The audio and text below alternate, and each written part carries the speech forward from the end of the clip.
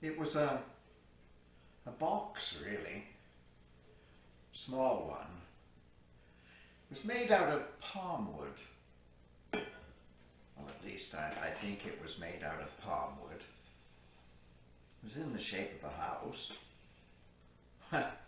It was a house. I mean, well, kind of like a peasant's home in the country, except the roof wasn't thatch or metal. No, it was wooden too. There were no windows carved into it, just a door. I found it on a walk along the beach. It was a windy day. The sea was rough. The waves were huge. Brava, they say. There weren't many people around. Oh, just a few foolish teenagers playing in the breakers. Every year there are several drownings. The waves, they catch you. The current, it's strong. Stronger than you are. The Cubans have two expressions for the sea, El Mar and La Mar, masculine and feminine. Now those who view the sea as male see it as objective or plain, whereas those who view it as female love it, respect it, and hold it close to their life. Me, I see the rough or angry sea as male and the gentle, calm sea as female. But that's just me. You see, the sea has many expressions, just like people. Sometimes it's somewhere in between, neither male nor female. Well, the sea is the sea, kind of like people are just people. But I was talking about the little wooden house, wasn't I? I get too easily distracted. It was sitting among some rocks just before the dunes. It was covered in wet sand. I picked it up, brushed it off as best I could. Now when I did this, I could hear something rattling inside. Well, probably some pebbles or a shell or two, small ones. Well, there are plenty of those on the beach. Well, most of the time. It depends on the tide and the wind, of course. I didn't try to get whatever was rattling inside the little house out from it. No, not there. I was curious about it, but I didn't want anyone to see me with it. Well, it felt like a treasure, a buried treasure, and I was the only one to claim it. I figured a family had been on the beach earlier and that some children had been playing with it, the house. Then it got caught up in a wave that had crept up the beach and swilled around it, and the children or child forgot about it. Perhaps because they were preoccupied by an industrious crab that was throwing sand out of its little hole. Even I get fascinated by them. The crabs, not the children.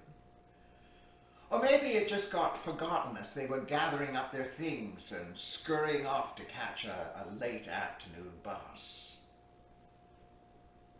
I wondered where they lived. These unknown people. Was their house like the one I had just found? Only bigger, much bigger, of course. The child would likely remember about the little house when it got back home again, no doubt. And then it would cry until its mother comforted it. or its father scolded it or told it to behave. Maybe. Or maybe it was the father who comforted it, and the mother who scolded it. Well, I have seen a lot of angry, frustrated mothers. Can't say I blame them much of the time. Fathers too, I guess. Well, I'd walked down the beach. The tide was coming in, and I had to pick my barefooted way over some rough, rocky bits, where the sandy parts were submerged now. Oh, one has to be careful on the beach of sharp shards of glass or rusty metal. The sand hides many dangerous things. Old bottles broken against the rocks, old cans rusty from salty seawater. People that come to the beach, they can be so careless, thoughtless, I would say. So it wasn't really that unusual for me to find a little wooden house abandoned that day on the beach. Did I say how small it was? I don't remember. Maybe not. Well, it was about 3 inches wide, 4 inches long, and 3 and a bit high. So it'd be easy for it to get lost in the sand. And it was the color of sand too. But someone had made it. And they made it with a great degree of skill too. Perhaps using an old knife. Maybe they found it on the beach too. It wouldn't be the first time, I'm sure.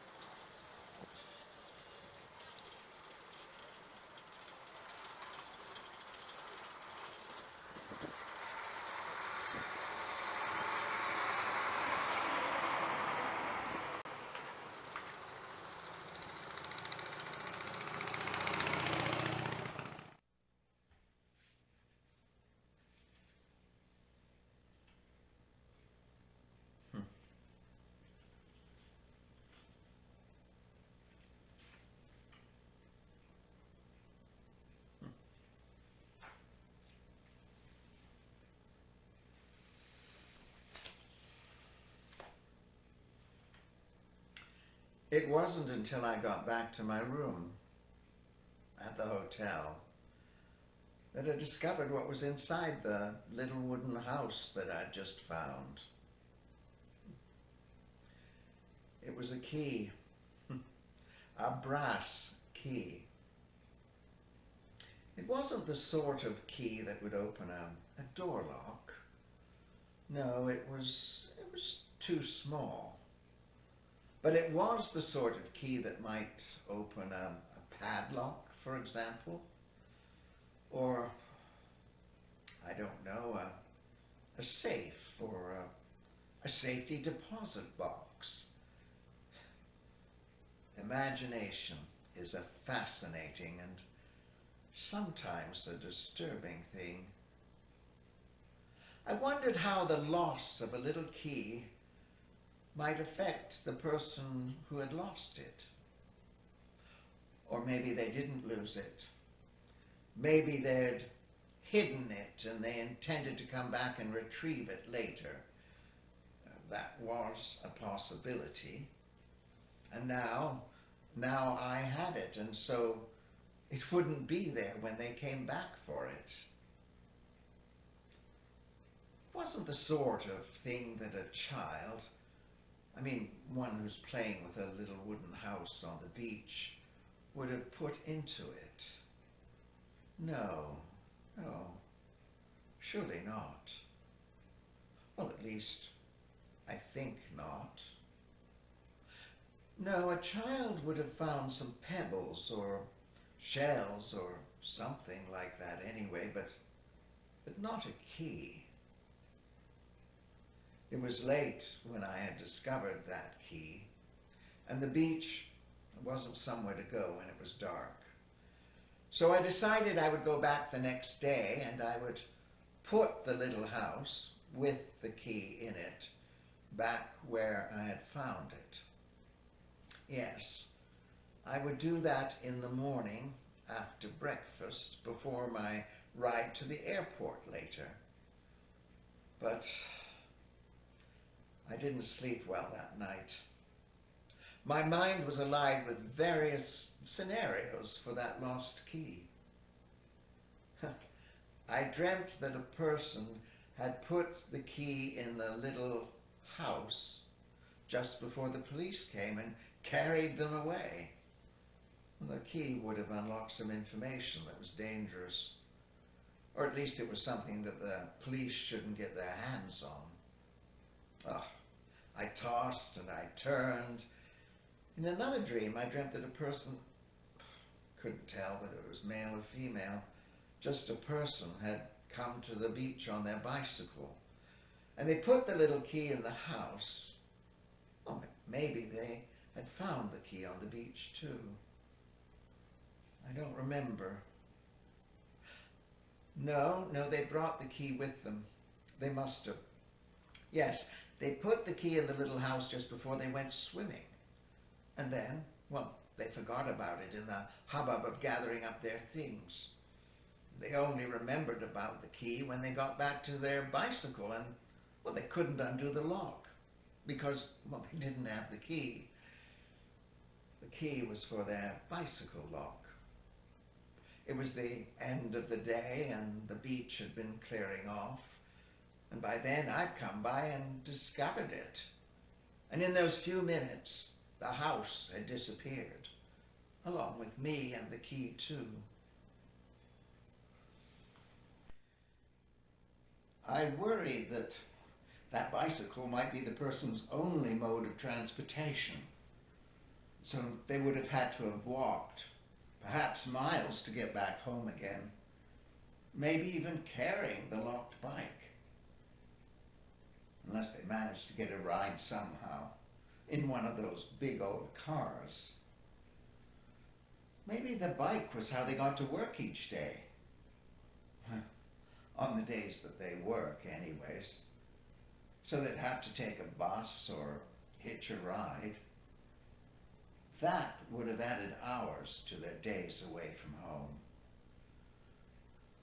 I kept dreaming up different scenarios and then repeating them over and over again in my head. So I slept in that morning. I was tired and hungry.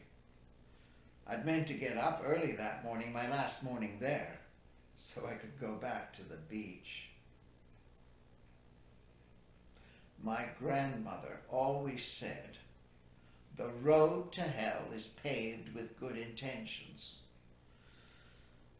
Well, now I only had time for a quick shower, some last-minute packing, and some coffee and toast before my drive to the airport. The airlines had been canceling flights left, right, and center. No warning. COVID. It had raised its unforeseen head, and I'd had to leave 3 days early. Panic was on all the tourists' faces. Luckily, I managed to get booked on the last flight out of the country. The airlines were shutting down, but I figured I'd be back soon enough. It was a 2-hour drive to the airport. My driver, he was a chatty fellow. I asked him if he'd ever seen someone with a little wooden house. Well, I described it for him. I didn't tell him about the key. No, it was in my carry-on luggage along with my own keys. Well, he laughed, the driver, and he said in not bad English that there were all sorts of these little wooden houses for sale at the markets, along with all sorts of other trinkets. He said it was probably made in some factory in China. He hoped I hadn't paid too much for it. I said, "No."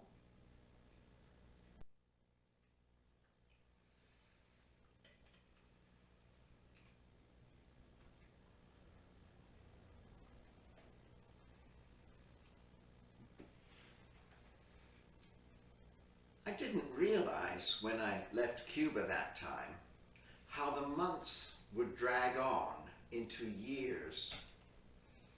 Yes, years before people were feeling even a little bit more confident about travel again. Me too. One heard so many travel horror stories about flights being cancelled at the last minute, long delays, and people being stranded. Travel isn't what it once was. It was 3.5 years before I went back to Cuba. And in those 3.5 years, my mind became obsessed with various imaginings for that mysterious lost key and its owner. The mind, it's a funny thing. I tried to tell myself I was being ridiculous, and I was. Being ridiculous, I mean. And I didn't tell anyone back home about this obsession of mine. No, it was my own secret saga. And it tormented me. Well, maybe fascinated is a better word. It certainly preoccupied me, especially at night. I placed the house on the counter in my kitchen.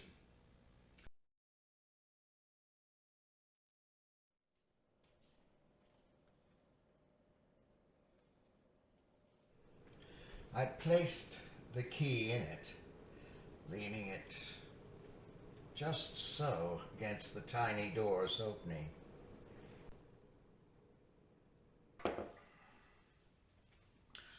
But no one who came to visit or for supper seemed to notice it, the house or the key.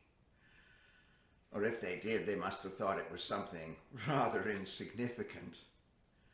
You know, just another one of those knickknacks that people collect and keep before sending off years later to the dump or the Sally Ann, wondering why they'd ever kept it in the first place. 3 years is a long time. Well, 3.5. Anything might have happened to the person who was missing it. I decided I would take the little house and the key too back with me when I went, just in case. Well, I'd always intended to do that anyway. You know, in the off chance I might meet someone who knew about the little house, if not the key. Yes, I would go to the place on the beach every day, the place where I'd found the little house all those years ago, and I would put it in plain sight on my beach blanket. Someone might recognize it, even if there were many of them for sale at the markets. I'd never seen any myself. Well, in the first week of my 2-week stay, only one person showed any interest at all in the little wooden house.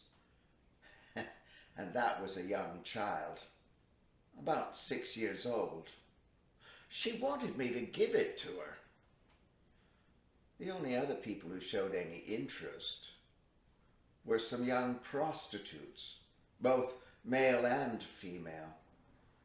But they weren't interested in the little house, only in my wallet or the money they thought was in it. One young fellow with beautiful eyes, and very bad teeth, said in broken English that he thought I must have been good looking when I was young. I think he thought that was a compliment. I shooed them all on their way. The young child, though, she wanted that house.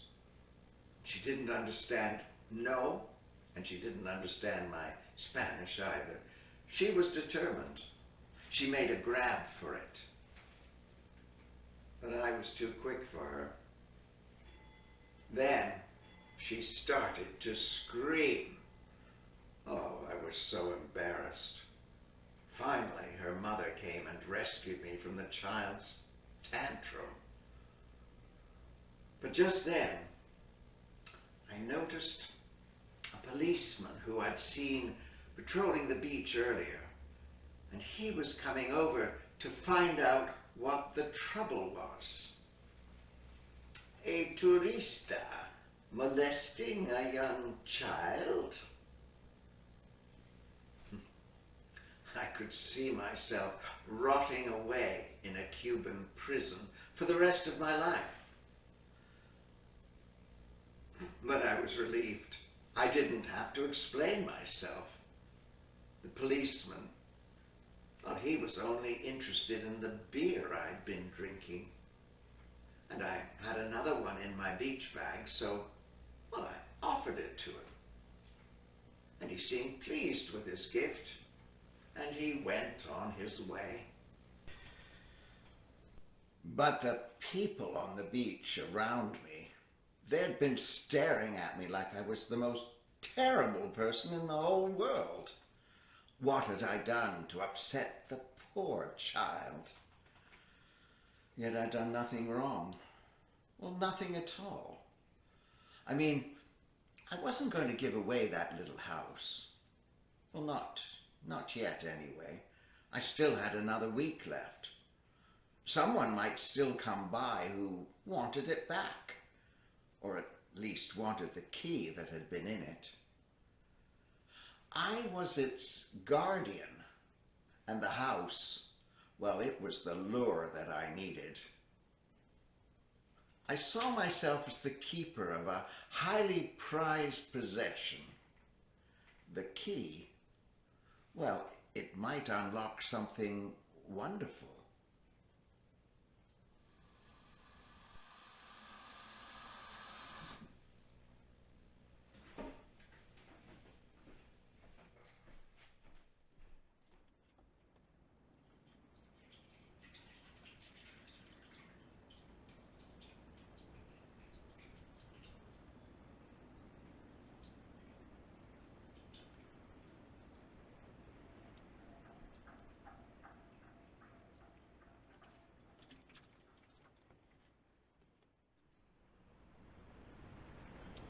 The following week, my last week, someone else noticed the little wooden house on my beach blanket. I'd seen him before. Of course, he was one of the lifeguards. I'd noticed him looking over in my direction, but I was sure, well, pretty sure anyway, that he wasn't looking at me. You know me, the guy who was once good looking. Well, he strolled over. He seemed curious, but he kept his eyes focused on the little wooden house. And then he looked at me and said, "Es tuya la casita." I replied, "Hablas inglés?" "A little," he said. "No very good." So, in half English, half Spanish, well, I even threw in a little French for good measure, I told him about me finding the little wooden house on the beach all those years ago. But he wasn't very interested in the house. He said, "La llave, encontraste una llave."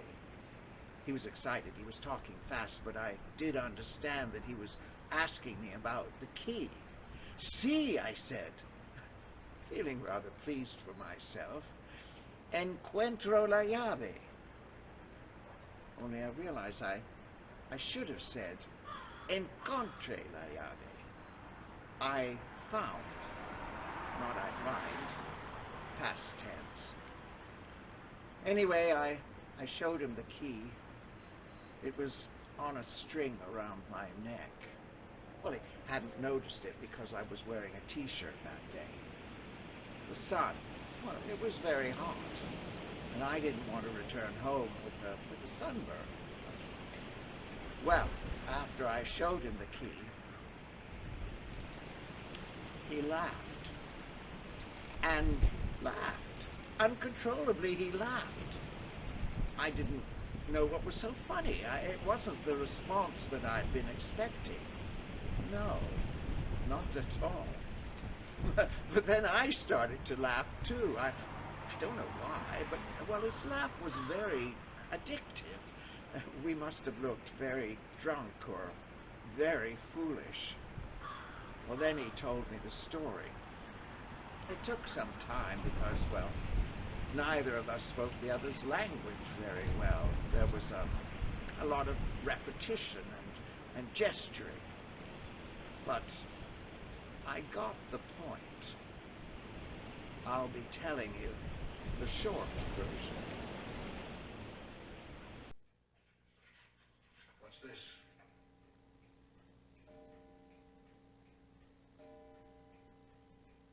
Oh, that's just sort of a letter.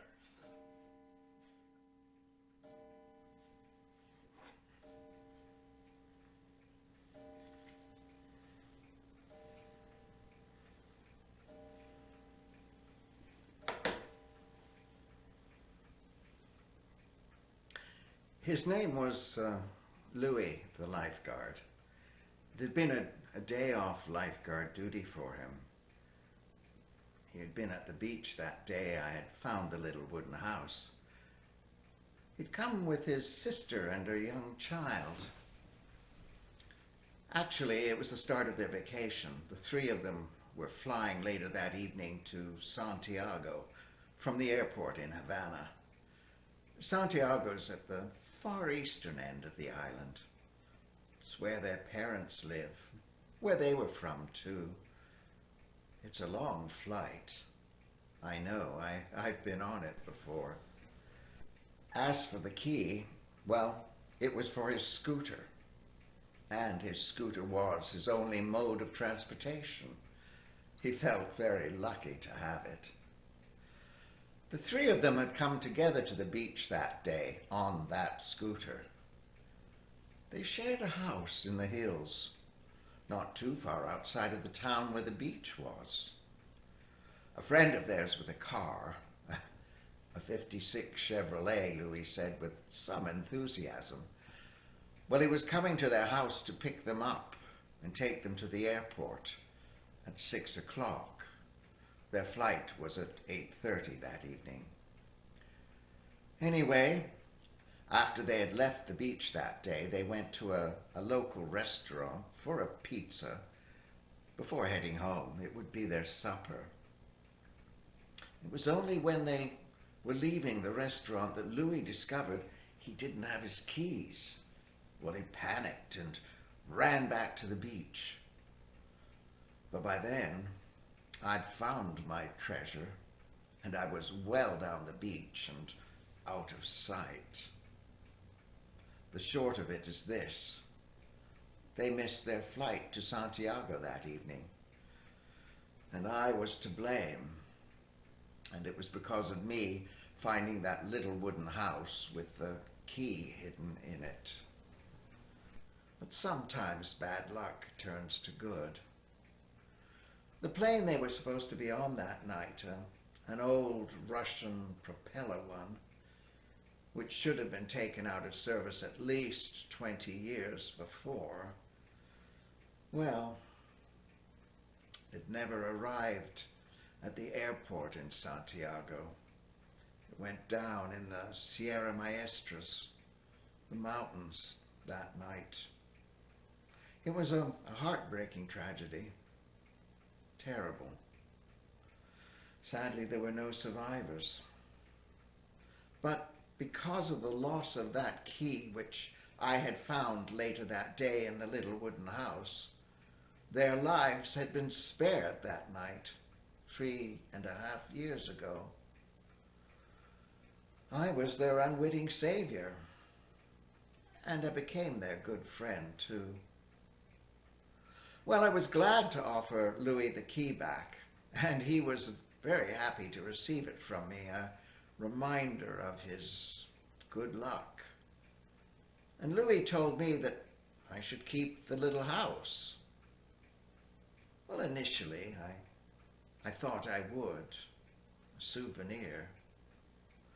But I went back to the beach the next day, and the little child, the one who had been so very interested in the little house the day before, well, she was there with her mother. She was digging in the sand. I decided I didn't need to keep that little house. I had my memories after all.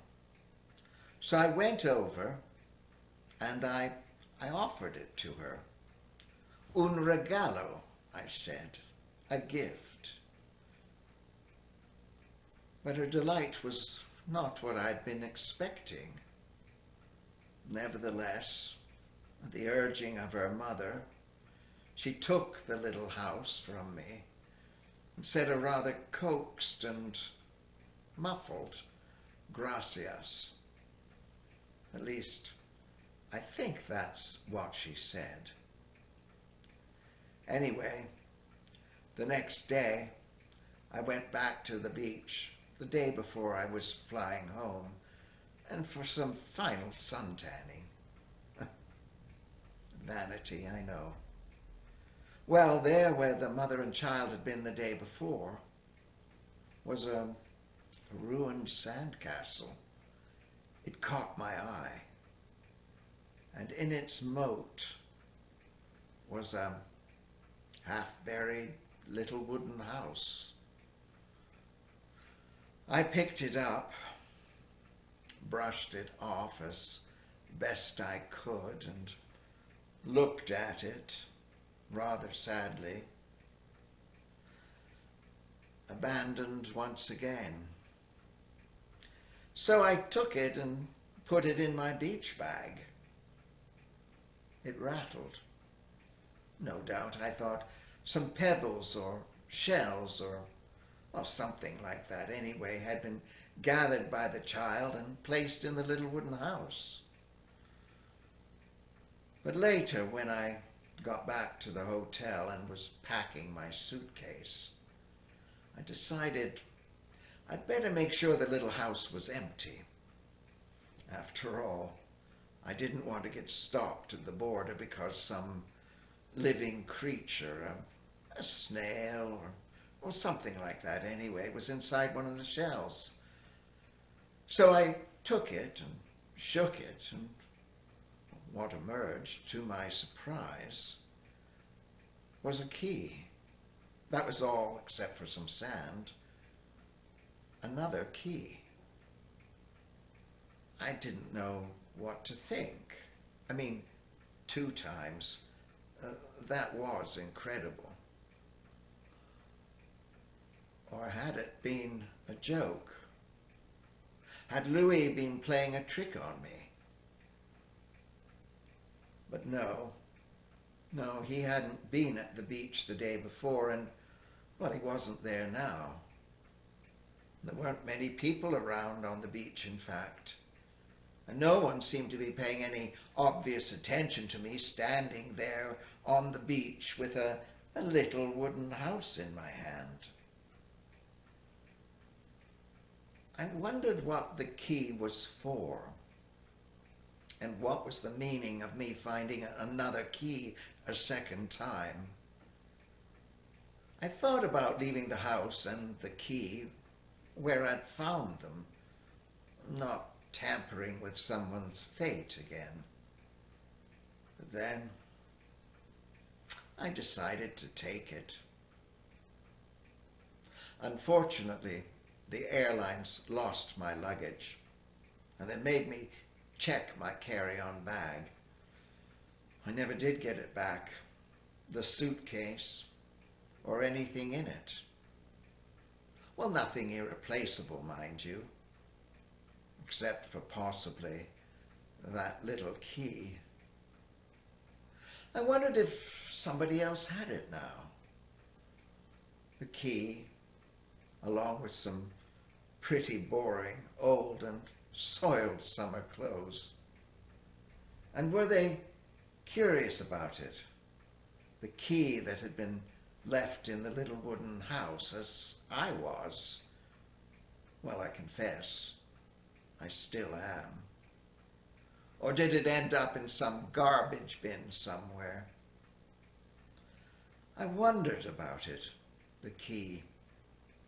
Had it belonged to that mother? Or had someone else lost it and the child found it in the sand? You know, so many possibilities and so many sleepless nights. Anyway, the insurance company replaced my summer wardrobe for me, and that was a bonus. But I wonder how a life might be changed, for better or for worse, by the loss of something as small as a little brass key.